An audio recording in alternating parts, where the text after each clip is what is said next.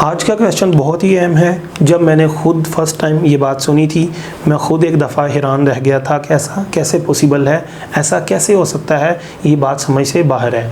मैंने उस पर रिसर्च की और मुझे उसका आंसर मिल गया।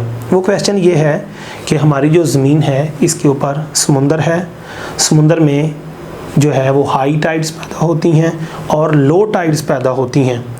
और हाई टाइड्स का मतलब पानी का लेवल बुलंद हो जाना, लो टाइड्स का मतलब पानी का लेवल डाउन हो जाना। ये समुंदर के अंदर जो हाई टाइड्स या लो टाइड्स पैदा होती हैं, इसके पीछे बहुत सारे फैक्टर्स हैं, लेकिन मेन रोल जो है वो मून की ग्रेविटेशनल फोर्स का है। अब एक दिन में 2 हाई टाइड्स पैदा होगी, 2 लो टाइड्स पैदा होगी 24 घंटों में। ये कैसे होता है, ये आज मैं आपको समझाऊंगा, इसका क्या कॉन्सेप्ट है। हमें एक बात याद रखनी चाहिए, ये हमारी ज़मीन है और ये मून है, चांद है, ये ज़मीन इसके सामने है। ये ऐसे स्पिन मोशन करती है। फॉर एग्जांपल ज़मीन पर ये एक पॉइंट है जिसको मैंने पाकिस्तान मान लिया, तो ये ज़मीन जब अपने गिर्द घूमती है ऐसे ऐसे ऐसे स्पिन मोशन, तो ये पाकिस्तान यहाँ ऐसे घूमती घूमती 24 घंटों में दोबारा इस नुक्ता पर पाकिस्तान पहुँचेगा।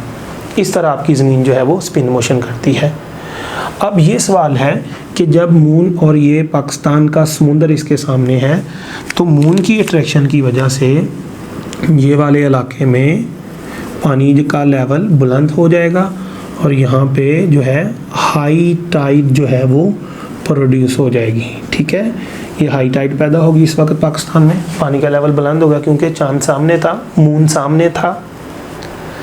लेकिन जब ये यहाँ से इधर जाती है ज़मीन घूम के, यहाँ से यहाँ पहुँची, ये पॉइंट यहाँ पहुँच गया क्योंकि ज़मीन घूम रही है, आपको पता है, यहाँ पहुँच गया, यहाँ। जब ये यहाँ पहुँचती है तो तब भी हाई टाइड्स पैदा हो जाती है। ये चीज़ बड़ी हैरानकुन है कि यार यहाँ पे मून सामने है, मून की अट्रैक्शन हुई, हाई टाइड पैदा हो गई, लेकिन इस पॉइंट पर जो है वो मून इधर है, ज़मीन तो बिल्कुल उसके अपोजिट है। पानी तो सारा इधर को खींचा चला जाना चाहिए था, यहाँ पे पानी कैसे बुलंद हो गया? देखो ना, ये पानी इधर आया, हालांकि मून तो इस तरफ खींचता है, तो ये पानी इस तरफ खींचा गया। तो अब इस वक्त हाई टाइड क्यों पैदा हुई? कौन सी ताकत है जिसने पानी को इस तरफ खींचा? ये हमारा क्वेश्चन है। तो पाकिस्तान में एक हाई टाइड कब पैदा होती है? जब वो मून के सामने होता है। दूसरी हाई टाइड कब पैदा होती है? जब वो मून के अपोजिट होता है। सामने वाली हाई टाइड समझ में आती है, लेकिन जब अपोजिट होता है ये हाई टाइड कैसा पैदा हो गई, ये समझ से बाहर है। तो यही मैं आज आपके सामने डिस्कस करूँगा। आप एक चीज़ को समझें, सेंट्रीफ्यूगल फोर्स। सेंट्रीफ्यूगल फोर्स क्या होती है? कोई भी चीज़ जो है जब घूमती है उसको एक आउटवर्ड द रेडियस फोर्स लगती है बाहर को, उसको हम सेंट्रीफ्यूगल फोर्स कहते हैं। जैसे एक मिल्क शेक वाले जग में हम मिल्क शेक को डालते हैं, उसको जब घुमाया जाता है तो सारा शेक बाहर को फोर्स महसूस करता है, वो है सेंट्रीफ्यूगल फोर्स। जैसे कपड़े ड्राई करने वाली मशीन में कपड़े डाल देते हैं तो घूमती है तो पानी सारा बाहर निकलता है, वो है सेंट्रीफ्यूगल फोर्स। जैसे हम किसी झूले के ऊपर बैठे हैं जो ऐसे ऐसे घूम रहा है, तो हम बाहर को एक फोर्स फील करेंगे, उसको हम बोलते हैं सेंट्रीफ्यूगल फोर्स। जैसे बकेट के अंदर पानी डाल के उसको ऐसे ऐसे घुमाया जाता है तो पानी नहीं नीचे गिरता, बाहर को एक फोर्स लगती है, वो है सेंट्रीफ्यूगल फोर्स। जैसे डेथ वेल में, मौत के कुएं में मोटरसाइकिल चलाता है, कौन सी ताकत है जो उसको बाहर प्रेस करके रखती है, बाहर को खींच के रखती है, वो है सेंट्रीफ्यूगल फोर्स।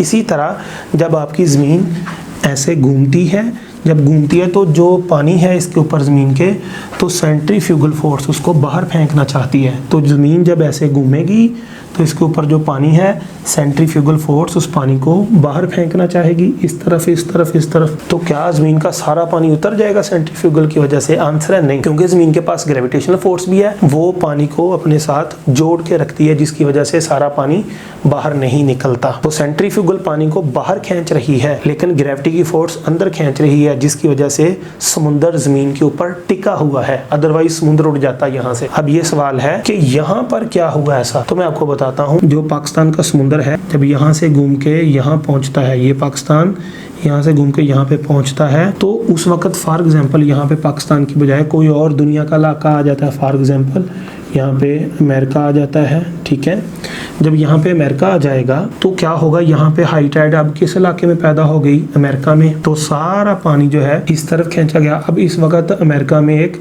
हाई टाइड पैदा हो चुकी है, तो ज़मीन का सारा पानी इस इलाके में इकट्ठा हो गया। तो पहले ज़मीन का सेंटर ये था, जब सारा पानी इकट्ठा हो गया यहाँ पे, तो ज़मीन इधर से भारी हो जाएगी ना, यहाँ से भारी हो जाएगी ज़मीन। तो जब यहाँ से भारी हो जाएगी तो सेंटर ऑफ मास क्या यहाँ रहेगा? तो आंसर है सेंटर ऑफ मास जो है यहाँ नहीं बल्कि यहाँ से यहाँ पे शिफ्ट हो जाएगा। तो अब ज़मीन का सेंटर ऑफ मास यहाँ से यहाँ शिफ्ट हो जाता है, क्योंकि सारा पानी तो इधर खींचा गया। अमेरिका में हाई टाइड आई हुई है, सारा पानी यहाँ खींचा गया, सेंटर ऑफ मास इस तरफ शिफ्ट हो गया। ठीक है, तो यहाँ हाई टाइड क्यों आई भाई? तो मैं आपको बताता हूँ, एक चीज़ समझिए।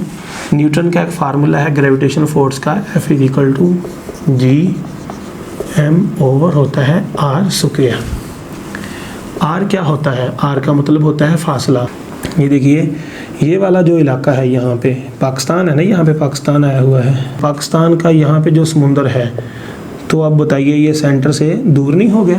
पहले सेंटर यहाँ था, ये पाकिस्तान करीब था, अब सेंटर इधर चला गया, तो इसका सेंटर से फासला बढ़ जाएगा। जब सेंटर से फासला बढ़ जाएगा, R की वैल्यू यानी डिस्टेंस की वैल्यू बढ़ जाएगी, तो यहाँ पे जो ग्रेविटेशनल फोर्स है यहाँ पे कम हो जाएगी।